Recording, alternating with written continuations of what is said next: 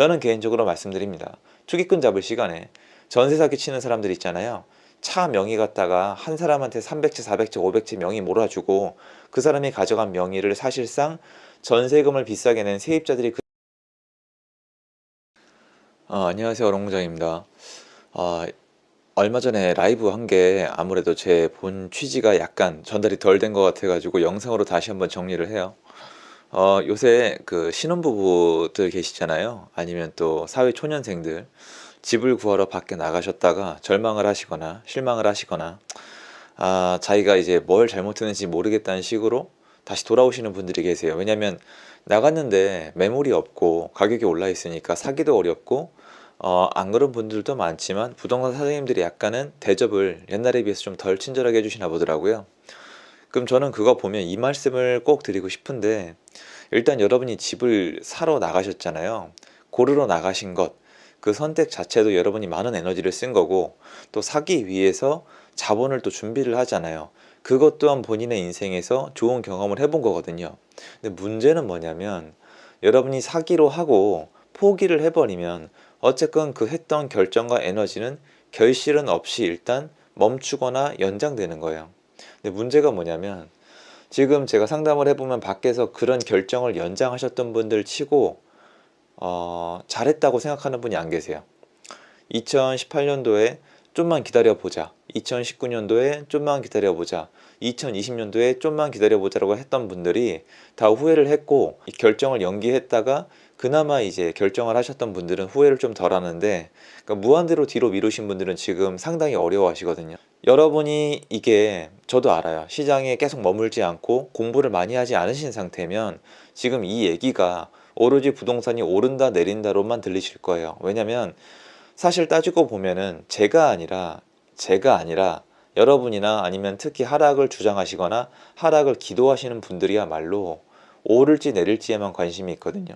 부동산이 오른다 내린다. 근데 부동산은 재화기 때문에 오른다 내린다가 굉장히 중요하지만 기간을 봐야 돼요.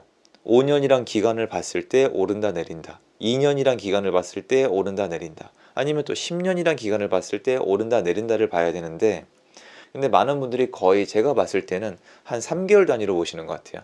내가 집을 사고 3개월 후에 오른다 내린다만 보시는 것 같은데, 죄송한데 그럼 차라리 주식을 하세요. 주식이나 선물 옵션이나 비트코인을 하시면 그 짜릿함을 맛볼 수 있으실 거예요. 이쪽은 그쪽 시장이 아니에요. 왜냐면 올랐다는 명목 수입은 있어도 그걸 팔고 그 돈을 통장에 받아들이는 데는 시간이 꽤 걸리고요. 심지어 그 거래를 하는 그 시간 사이에조차도 이 재화의 가격은 변해요. 그 개념으로 접근하시면 아마 많이 힘드실 거예요. 일단 결정을 하러 나가신 신혼부부들이 집을 구하러 나갔다가 지금 많이 하시는 행위가 뭐냐면 빌라를 사세요. 왜 그러냐면, 제가 빌라 그 전세 사기 조심하라고 영상을 올린 이유가 뭐냐면, 아파트를 고르러 나가셨던 분들이 거기 아파트에 매물이 없고 너무 비싸니까 못 사시잖아요. 이거는 맞는 거예요. 본인이 나갔는데 심리적으로 도저히 살 수가 없거나 이거 사면은 나 완전 진짜 내 인생에 여기 발이 묶인다는 분들은 잘 생각을 하셔야 돼요. 그런 결정을 하신 게 아니면. 그러면 어차피 출퇴근지에 더 가까운 쪽에 있는 빌라촌을 가시는 경우가 점점 계신데, 문제는 지금 빌라촌의 빌라들이 매매가가 오르고 있는 동시에 특히 전세가가 굉장히 세요. 전세를 있는 데 부르더라고요. 근데 문제가, 지금 이제 아파트에서 밀려 나온 수요가 빌라 가격을 올려주고 있긴 하지만, 빌라 가격이 올라가다가 정체가 됐을 경우에는 너무 비싼 전세에 들어갔던 분들은 예전 과거 역사의 반복처럼 또 전세에 관한 소송이나 또 경매나 기타 굉장히 안 좋은 일에 쓸려 다닐 수가 있어요. 저는 사실은 투기꾼 잡을 시간에 그 전세 사기 치는 분들 좀 잡았으면 좋겠는데 관심이 없죠. 여러분들 중에 다수는 남이 돈 버는 게 배가 아프지 남이 전세 사기 당하는 게 배가 아프진 않기 때문에 별로 이렇게 호소하지 않는 것 같은데요. 저는 개인적으로 말씀드립니다. 투기꾼 잡을 시간에 전세 사기 치는 사람들 있잖아요. 차 명의 갖다가 한 사람한테 300채, 400채, 500채 명의 몰아주고 그 사람이 가져간 명의를 사실상 전세금을 비싸게 낸 세입자들이 그 집값을 내게 만들면서 이 중간에 리베이트 받는 건설업체나 아니면 분양업체나 아니면 부동산 중개 사장님들 좀 처벌했으면 좋겠습니다. 그분들은 무조건 처벌하라는 뜻이 아니에요. 아실 거예요, 본인들도. 그 중에 동네 부동산이 절대 다 그런 게 아니고요. 꼭 한 군데씩 있어요. 그리고 문 닫고 도망가죠. 전 실제로 많이 봤거든요. 그분들 좀 처분해 주세요. 그 신혼부부들의 시작점 5년을 갉아먹고 양심도 없습니까? 제가 하고 싶은 얘기는 이거죠. 아파트를 고르러 나갔는데 실망하고 돌아왔다. 결정을 연기했다. 그래서 어쩔 수 없이 빌라촌에 가서 전세로 살죠. 전세로 살고 2년이나 4년 후에 아파트 값이 좀 안정이 되면은 다시 돌아온다고 말씀을 하시더라고요. 근데 문제는 제가 이분들을 상담해 보면 이 4년 후, 2년 후에 잘 되는 게 아니라 더 실망을 많이 하시는 경우가 많아요.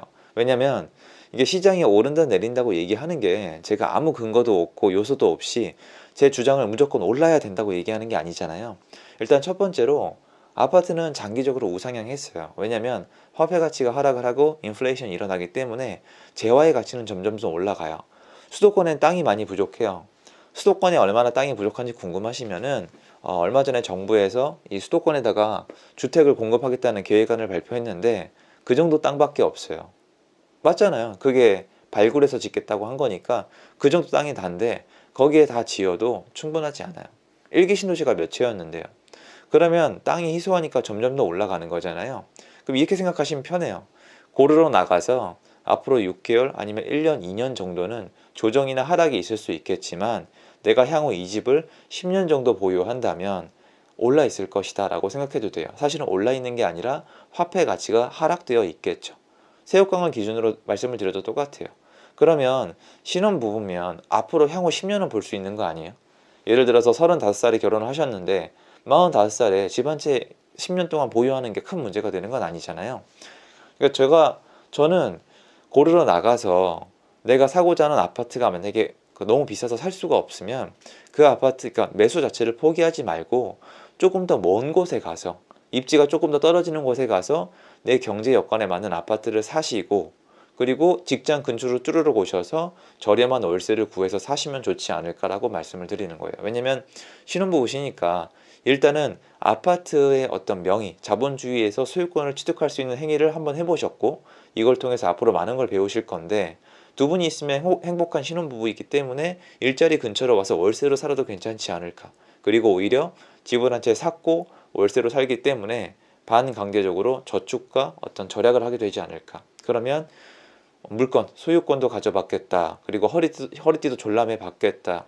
이렇게 한 5년이 지나면 또 새로운 세상이 보일 수가 있거든요. 그래서 저는 그런 경험을 해보셨으면 좋겠다는 뜻이지 지금 경험도 부족하신데 부동산이 오른다 내린다를 맞추려고 노력 안 하셨으면 좋겠어요. 떨어질 수도 있지만 장기간으로 보자고요. 그리고 여러분 주변에 떨어진다고 호들갑 떠시는 분들이 있잖아요. 전문가도 아니고 더 웃긴 건 뭐냐면 오히려 집을 많이 사보고 시장에 많이 머물러 봤던 건 집을 많이 사본 분들이지 그렇게 집을 안 사보고 입으로만 떠들어대는 분들이 아니에요. 생각을 해보세요, 여러분. 여러분 이거 생각하시면 쉬워요.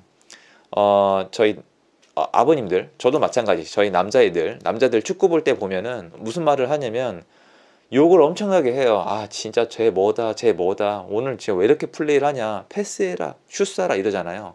그리고 이 얘기를 해요. 야 내가 해도 저거보다 낫겠다, 쟤 진짜 뭐 문제 있는 거 아니야 라고 얘기를 하는데 제가 호언장담하는데 그분 필드에 나가서 프로랑 붙잖아요. 장난감 돼요. 제가 이게 비하하는 게 아니라 남자분들은 인정하실 거예요. 프로 축구 선수분들은 일반인의 영역이 아예 아니에요. 붙으면 그냥 장난감 돼요. 근데 입으로는 떠들죠. 이거랑 똑같아요. 화면에서는 답답해 보이지만 다 그러는 이유가 있어요. 프로 축구 선수는 입으로 안 해요. 왜냐면 그 축구를 뛰는 게 너무나 힘들거든요. 한 경기 한 경기 패스하고 골을 넣고 실수를 하고 자책을 하고 여러 경험을 쌓으면서 말을 아무리 많이 해봤자 소용이 없다는 걸 알아요. 다만 사람들한테 축구를 훨씬 더 잘 알려줄 수가 있고 본인이 점수를 넣을 수가 있죠. 반면에 관객들은 욕은 해요. 답답하죠. 내가 하면 더 잘할 것 같고 내가 신인 것처럼 보여요. 와, 관객이니까. 관객은 권리가 있으니까. 하지만 분명히 말씀드리지만 축구의 승부를 결정하는 건 축구 선수지 관객이 아니에요. 여러분 이게 오늘의 부탁은 이거예요. 관객의 말을 듣지 마세요. 플레이어의 말을 들으시고 집을 사기로 결정하셨으면 그것만으로 뭔가 해내신 거니까 나가서 한번 좀 현명하게 선택을 해보세요. 포기해도 문제는 없는데 좀 아깝잖아요. 그러니까 집을 원하는 지역에 내가 실제로 입주할 지역에만 알아보지 마시고 좀 먼 곳에 사놓고 오히려 출퇴근 가능한 곳에 가서 월세로 거주하는 것도 한 방법 중에 하나다라는 말씀을 드리고 싶었어요. 들어주셔서 감사드리고요. 좋은 하루 되십시오. 감사합니다.